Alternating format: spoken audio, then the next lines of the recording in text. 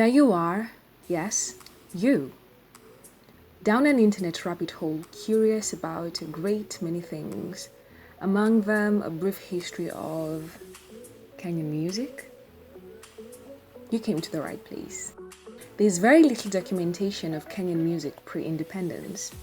Whereas many tribes as there are in Kenya, there are as many distinct styles and genres of music. These have been passed down generation to generation, an influence you can find in contemporary Kenyan music. The 60s and well into the 70s ushered in a new era. There was a palpable sense of pride in self-governance, and the music reflected the times. Hits like Going Back to Africa by David Amunga rent the airwaves. The classic Ewe Malaika by Fadhili Williams, which has spawned many a remix, remains a bop to this date. Kenyan music in the 80s and the early 90s took on political undertones.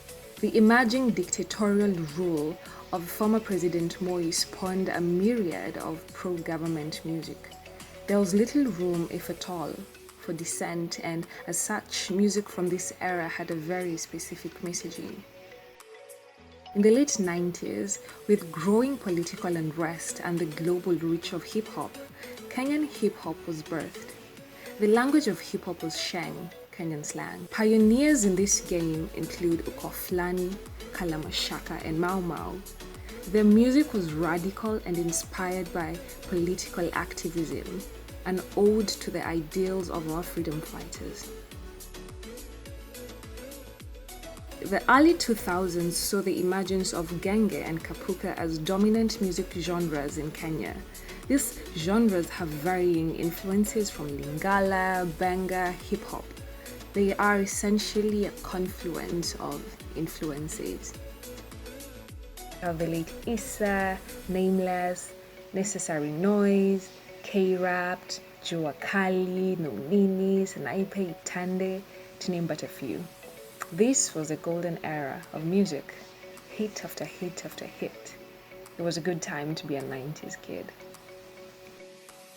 What's the Kenyan music scene like today? Well, it remains as eclectic as it was pre-independence. For hip-hop heads, Dr. Pizzo might be your guy, maybe Calligraph Jones, Wangeshi, Giuliani, the list is endless. Indie music is more your style. You have Tetu Shani, Wanjawa Horror, to name but a few. Afro Soul, they got you. Try Sauti Soul, Soul Generation, Suzia, The Band, to name but a few. If you're into EDM, we have Blinky Bill, Just a Band. Rock music, yeah, sure, we got that. Murphy's Floor, Crystal Axis, to name but a few. So, if you're ever in Kenya and you want to experience our music live, consider going to the Koroga Festival or the Blankets and Wine Festival or even Safaricom Jazz Festival, because yes, we love jazz down here. Well, there you have it. An internet rabbit hole that hopefully wasn't a complete waste of time. Goodbye, you. Yes, you.